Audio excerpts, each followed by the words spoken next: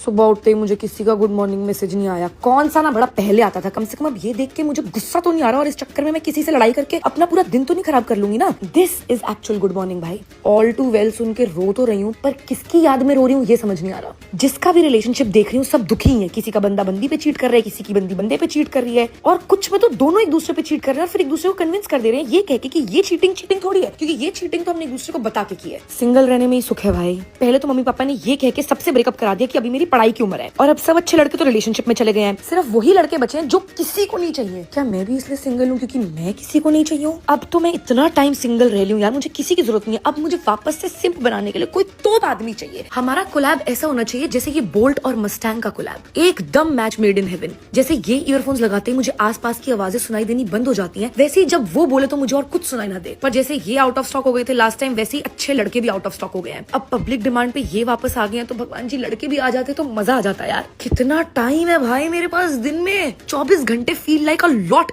जब तुम पूरे टाइम किसी से भीख नहीं मांग रहे और सामने वाला तुम्हें बात बात पे ओवर डिमांडिंग बोल के तुम्हारा दिमाग नहीं चटका देता। आए हाय, सडनली लास्ट रिलेशनशिप के बारे में सुन के एकदम से क्रिंज हो गया। मुझे तो अगले 3 साल तक सिंगल रहना चाहिए भाई। पीरियड्स आ गए हैं यार, अभी मेरा बॉयफ्रेंड होता तो मेरे लिए आइसक्रीम मंगाता। चुप कर भाई, खुद से मंगा ले। 10 मिनट में बंदा घर आके डिलीवर करेगा आइसक्रीम। इसके लिए 10 महीने तक टॉकिंग स्टेज में रहने का ट्रॉमा क्यों झेलना है? सिंगल रह के तो बहुत मजे हैं भाई। मैं बिन बात के इनसिक्योर नहीं हो रही, मुझे किसी का फोन चेक करने का मन नहीं कर रहा, किसी के ड्राई टेक्स्ट पढ़ के मुझे रोना नहीं आ रहा। Turns out I didn't need therapy. मुझे तो सब लोग बोल रहे थे that I will find love the day I stop looking for it. मैंने तो बहुत टाइम से नहीं ढूंढा, अभी तक क्यों नहीं दिया भगवान जी ने फिर मुझे प्यार?